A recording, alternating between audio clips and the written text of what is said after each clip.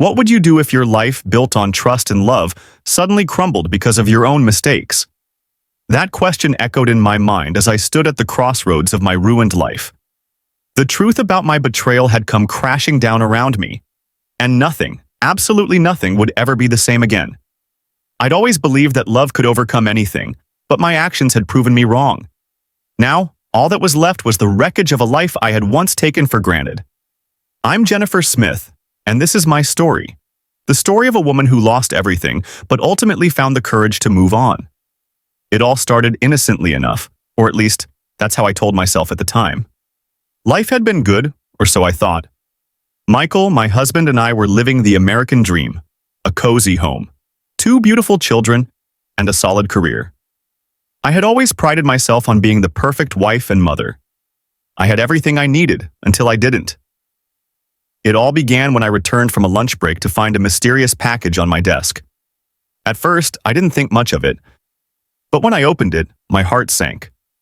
The package contained pictures of Alan, my boss, and a note asking me to meet him in his office at 5:30. The pictures weren't just photographs. They were a symbol of everything that would soon entangle me in a web of lies and deceit. I had been with Alan for months, and while it started as a harmless flirtation, it quickly escalated into something much darker. Alan wasn't just my boss. He was a predator, and I was his prey. My mind screamed at me to walk away, but my fear of losing my job, my family, and my reputation kept me in his grip. The meeting at 5:30 changed everything. The pictures were the leverage Alan needed to control me. I became his puppet, doing his bidding, all the while hating myself more with each passing day. It wasn't just the betrayal of my husband, Michael, that I feared. It was the loss of my own self-respect. Yet, I couldn't escape.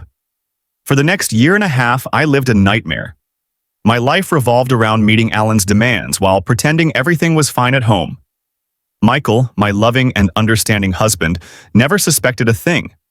I was a master of deception. But deep down, I knew that the lies I was telling were eroding the very foundation of my marriage. It wasn't until one fateful day, when I was asked to entertain an eccentric client in a conference room full of people, that I hit rock bottom. It wasn't the client's behavior that triggered something in me. It was the realization that I had had enough. I couldn't continue living this lie. I gathered the courage to stand up to Alan, telling him that I didn't care what he did with the pictures.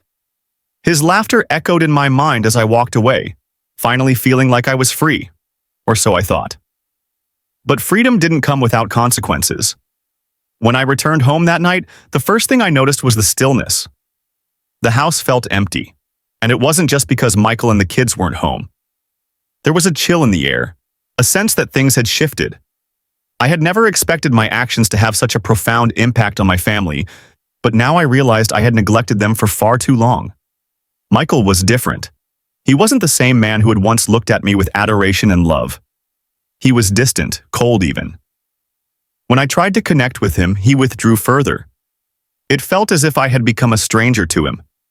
I couldn't blame him. He didn't know what I had done, but he could sense that something had changed. And that something was me. I tried everything to fix it. I bought him gifts, planned special evenings, but nothing worked. Michael was unreachable. The connection we once shared seemed irreparable. Months went by, and I could feel the walls between us growing higher. The final straw came on my birthday. I had hoped, desperately hoped, that this would be the day he would finally see how much I cared, how much I was willing to do to make things right. But when I got home from work, the house was empty. There, on the dining room table, was a small wrapped box. I knew immediately what it was. It was the watch I had bought years ago, as a replacement for the birthday I had forgotten. It had been a rushed purchase, a poor attempt to make up for my neglect. Michael had never forgotten. He knew exactly what I had done. And now, in his own way, he was making sure I felt the weight of my betrayal. I was furious. But more than that, I was heartbroken. I had destroyed the one good thing in my life, the man who had stood by me through everything. He had lost all respect for me, and I didn't know how to fix it. I should have confessed my sins then and there. I should have asked for forgiveness, but instead, I buried my shame under layers of anger and self-pity. As the days turned into weeks, Michael and I grew further apart. His silence spoke volumes. No matter how hard I tried to talk to him, no matter how much I pleaded for counseling, he refused to engage. He simply stopped talking to me. I couldn't understand it. How could he do this to me? When I finally realized that my marriage was beyond saving, I made the decision that would change everything. I filed for divorce. It wasn't easy. I had to lie to my lawyer, claiming that Michael was emotionally abusive, that he was pushing me away. It wasn't entirely untrue, but I was still trying to paint myself as the victim. Deep down, I knew I wasn't. I was the one who had ruined everything. When Michael received the divorce petition, I was met with an unexpected response. He didn't argue. He didn't fight back. He just said, "Okay." And that was it. But that wasn't the end. Oh no. It was the beginning of a downward spiral that I never saw coming. The very next day, I was served with legal papers at work. My boss and the company lawyer were in a heated argument, and I didn't even notice the man standing by my desk until he handed me the envelope. Before I could even react, I was escorted out of the building, suspended pending an investigation for inappropriate behavior at work. Humiliated and confused, I left the office, only to be hit with the crushing blow of Michael's counterpetition. He had gathered evidence of my infidelity, and the word "strumpet" was written in bold letters on the papers. It wasn't just my job that was at risk now, it was everything. I had no idea how things had gotten so out of control. I thought I could handle it. But in reality, I had become a stranger to myself, lost in a sea of guilt and regret. The following days were a blur of humiliation and despair. My parents refused to speak to me, my friends distanced themselves, and I found myself alone, abandoned by the people who had once been the pillars of my life.